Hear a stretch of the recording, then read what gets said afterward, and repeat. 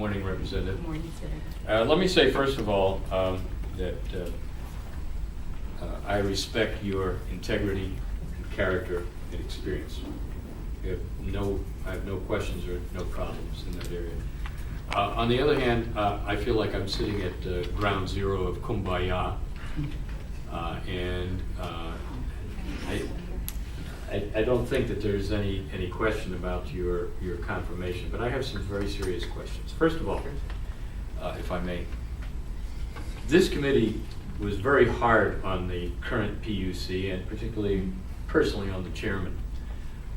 What would be the first three priorities that you would see as chairman of the PUC to change the PUC? Well, I think one of the primary concerns that I have had for many years is making sure that the agency has an adequate budget to operate from.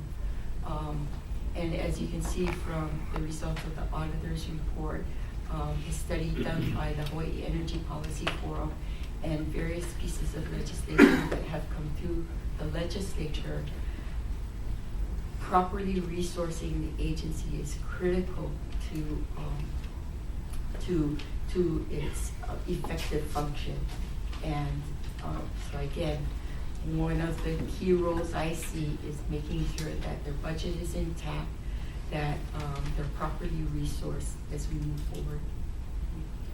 Okay, well, I asked for three. For three, Yeah. resources, resources, resources. Okay, all right. That's fine.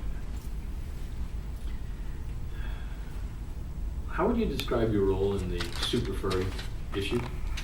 I questioned, I believe that the PUC should have triggered the need for an EIS. I think that was the appropriate agency to ask for an EIS. The fact that they had never done or requested an EIS before should not have been an excuse, but that's where I believe the disclosure should have been. The PUC's most recent ruling was a controversial ruling involving inter-island cargo and Pasha. What are your comments on the ruling? I have stated my concerns as a legislator regarding the ruling. At this time, I choose not to comment. The matter may be remanded back to the PUC, and so I respectfully will not comment on the matter right now because it may be remanded back to the PUC when I am there. But my concerns, I can present the concerns that I had in a letter that I wrote with the court delegation regarding the decision. Okay. And I believe that's in the record from the informational briefing we had in December. Young brothers. Mr. Hong is here. Mr. Hong was, I think, in the governor's office when the nomination was made and all of that. Young brothers testified at the informational briefing held in this committee that they really shouldn't have to expect competition. There was an issue of what kind of competition, but what I took away from that hearing and that testimony was that Young Brothers was promised certain things and they shouldn't have to have competition. Do you have any comment on that? I think one of the purpose of regulation is when you're given an exclusive franchise and you have an exclusive service territory, that's an agreement that was made in the issuance of the franchise. So I think we have to go back and look at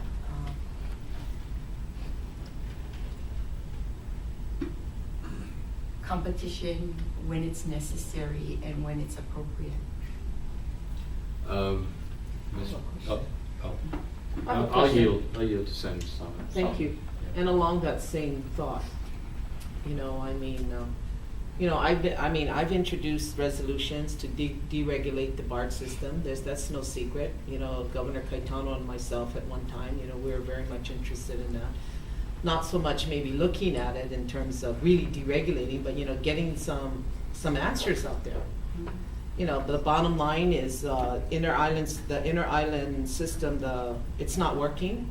The farmers are, you know, in a situation. We just came back from a visit to to Hawaii, and they're really concerned about, you know, getting their produce to the markets and so on and so forth. So I hope you're not going to be too tied up with just regulation. You know, I hope that, you know, and the reason why I'm really supporting you is because I see you as a new visionary in terms of pushing, you know, the PUC in different directions so that they can start to really understand what our challenges are.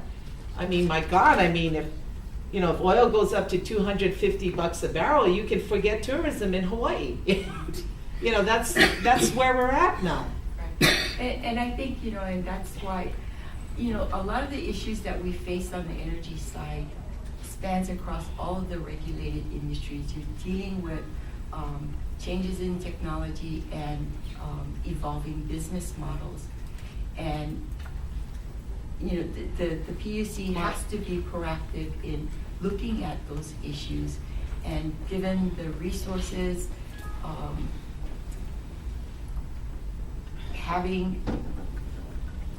we should have the ability to. I guess I'm more address interested it in the proactively. PUC in the act of doing, as opposed to study. You know, I think that these energy issues in Hawaii have literally been studied to death. You know, I think it's a matter of, you know, the PUC being more proactive in doing.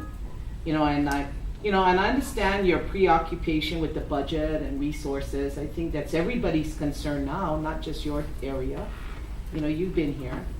But, you know, there's a lot that you can do philosophically to kind of change the direction of thought. And that's where I'm coming from. Right. You know, I'm more interested in your position as how you're going to motivate the PUC to get into that new mode of thought. Right. And as I said, you know, the old model of the PUC has been reactionary, mainly rate-based. You know, they would react to the rate filings. One of my goals is to make the PUC more proactive in anticipating these kinds of changes that are happening within our community, within how to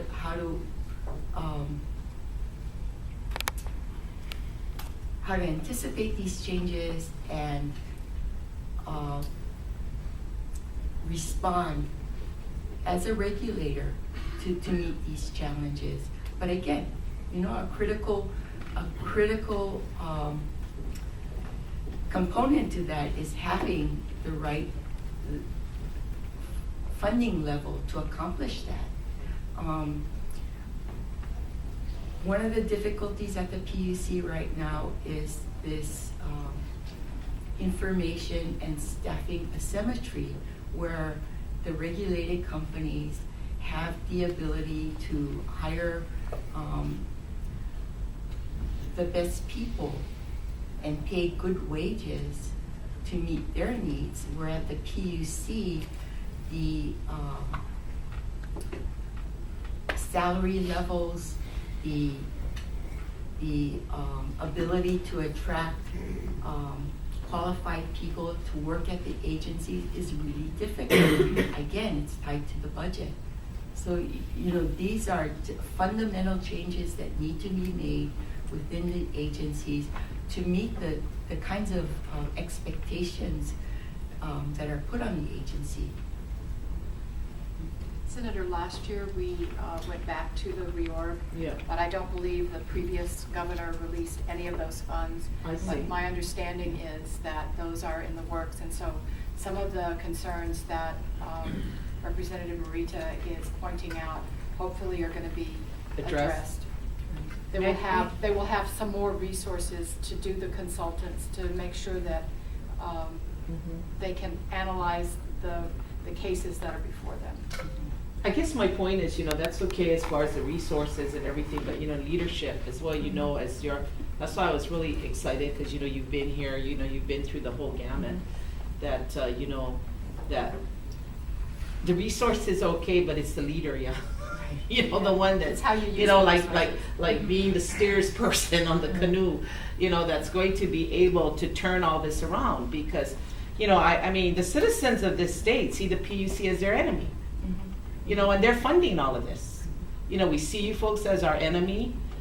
They've seen the PUC as just regurgitating the same people around and around in a circle. I mean, it's no news to you. Look at our geothermal energy situation on the Big Island for 30 plus or more years, and we're still paying the highest rates in the nation.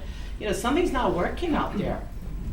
When we try to get information, oh, no, it's in the avoided costs. We can't divulge that information.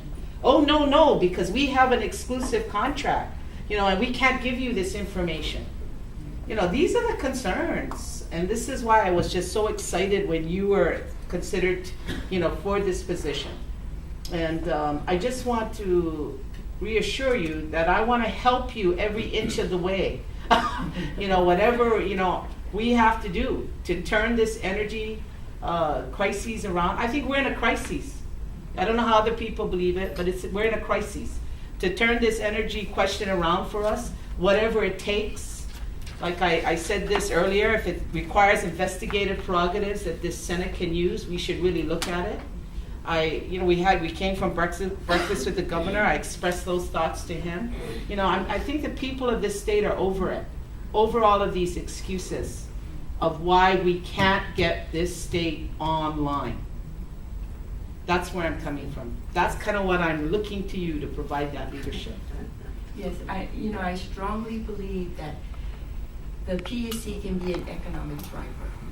Okay, great. Now that's the kind of words I want to hear. I'm tired of regulation. I'm tired of shareholders. I respect all that, but we have a bigger mission. That's why we have these monopolies. That's what they are. Monopolies. Okay, so I've said my piece. Thank you very much. Thank you, Senator. Senator Sloan, did you have Yes. any other questions Yes. or two? Or 5 or 6. Thank you. No, you cannot monopolize. I have to see if there's other people. Well, absolutely. Well, why don't you do that now, Madam Chair? You go ahead. Thank you. Whatever you like. Getting back to my question about deregulation, and my colleague brought that up as well. And she's certainly right. We've got probably stronger monopolies here than anywhere else. Not only are they involved in economic considerations, but political as well. You have the spokesman for the Hawaiian Electric Company here, and it was alluded to earlier. Both Hawaiian Electric Company and the IBEW attacked the victims in this community. Did not care for them. In other states, they have moved towards deregulation. In fact, they have actually done it. They've deregulated electricity and other things. What are your views on that direction? I think, if you look nationally, deregulation really hasn't served the public well on a national level. And I think in Hawaii we have to be extra careful because we have rural communities that need to be served. So there is a role and purpose for regulation, and it needs to be fair and just. And so I believe one of the critical roles of the PUC is to be, a good fact finder, to do the good analytical work to serve the public interest and the public well-being. It's very difficult in Hawaii because our markets are so small that many times they do evolve into monopolies. So, again, having good regulatory purpose and vision is critical to stabilizing the economy of Hawaii. Well, certainly I agree with you on that. However, I do disagree with you about how people evaluate deregulation on the mainland and nationally, and I think you're incorrect in that. You've talked about best policies for the state, and the problem that I have with your best policies have been that they've had several things in common. They're mandatory, they force people to do things. They rely on increased and heavy taxation. And they seem to give special treatment to special organizations or monopolies. This is not just me saying this. If we look over the last 2 years, 5 years, 10 years, or 15, while certainly the policies that you have supported, the taxes and the mandates, have gotten national publicity, if we look at organizations that rate this state for economic potential, economic viability, job creation and all that, almost without exception, every one of those rating organizations rates us number 49 or 50th worst in the nation. Could you comment on that? Well, I think, we do have huge philosophical differences between us. You might believe in a free market, I believe in a fair market. And You think the two are mutually exclusive? You can't have a free market that's fair? They're not the same thing. You believe in open competition. Yes. It doesn't, a free market sometimes does not serve all of the public's needs and good. And so that's when regulation comes in. And so I think we have a major philosophical difference between us that may not be bridged. Well, forget the philosophical difference. What I said was specifically how others look at us, and particularly those people that can invest here, that can create jobs, as well as those local businesses that do. I'm saying that they have said for years, and we seem to take it for granted, that we'll always be at the bottom of the heap, and all we talk about is more government, more taxes, more regulation, rather than the things that those investors tell us, this is what would make you a better community in terms of the investment opportunities. That's what I'm asking you. Well, I think if you look at what we've done in the energy sector over the last, especially after the last 5 years, I'm sorry, 2008, well, at least the last 3 years, the kinds of policies that we have set up to attract capital investment in Hawaii, it's increasing. So I don't understand your point. I mean, I think the latest statistics from DBED is in 2009 there was almost $900 million in capital investment in Hawaii. In 2010, close to $1 billion in new capital investment in Hawaii. And that was directly related to the kinds of energy policies that we've been passing the last couple of years. Madam Chair, can I ask one more question in this? Sure. I think we all support alternative energy. We all see, particularly with what's happening now internationally, not only our dependence, but our nation's dependence on foreign oil. I have 2 questions for you. What, if anything, do you see as a future for fossil fuels in Hawaii, number 1? And number 2, why have you continued to oppose even considering nuclear energy in Hawaii? Well, I think regarding fossil fuels, 2030,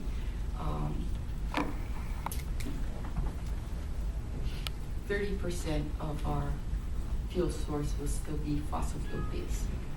So, there is a future, still a future for fossil fuels, unless there's major technological changes, advances that will change that.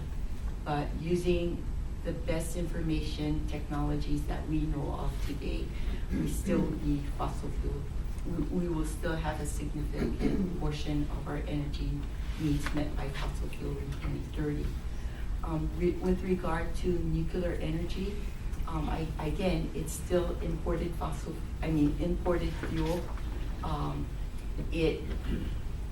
There are waste disposals that need to be addressed.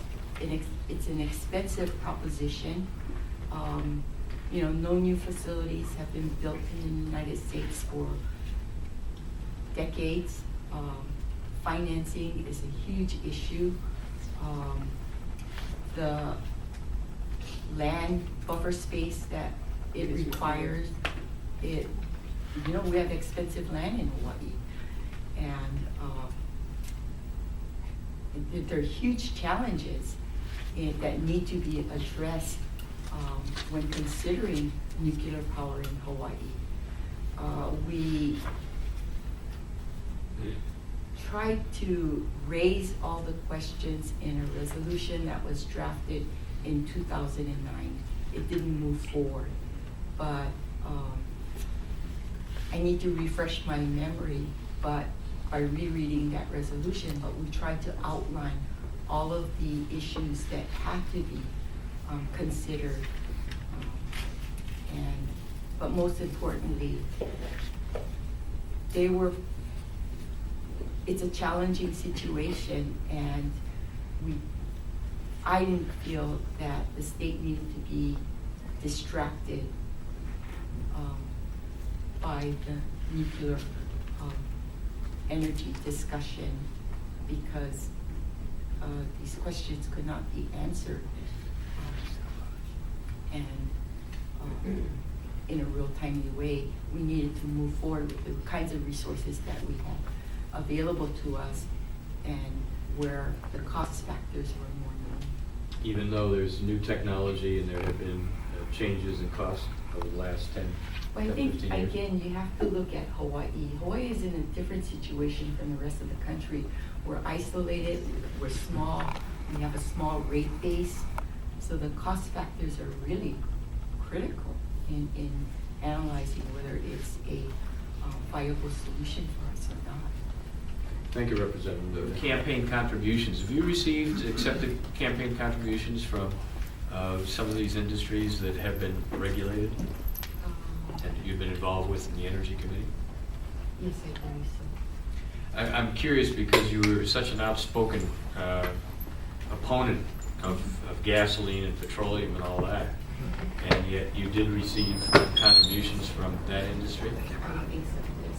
Why didn't you tell them to go take a hike? You didn't want it. Okay, it was interesting because I had this discussion with a friend of mine years ago, and basically it was, if people make the contributions, and a lot of it was unsolicited, and then you start dissecting motivation, you're gonna get nowhere. And so I'm a huge environmental advocate. I take contributions from environmental advocates, and people that may not support me that give contributions, I also accept. So I don't dissect the motivations. Okay. Thank you, Representative Morita. Thank you, Madam Chair. Thank you. Any other questions? Thank you, Madam Chair. As I said at the outset, I have no quarrel at all with the nominee's background, experience, character, integrity. I am troubled, however, at the agenda and the legislation and the direction that this nominee has taken. You can chalk it up to philosophical differences, but I think they're very real differences in terms of how you approach a free market or not a free market. The idea that it is better to force people to mandate directions rather than to educate.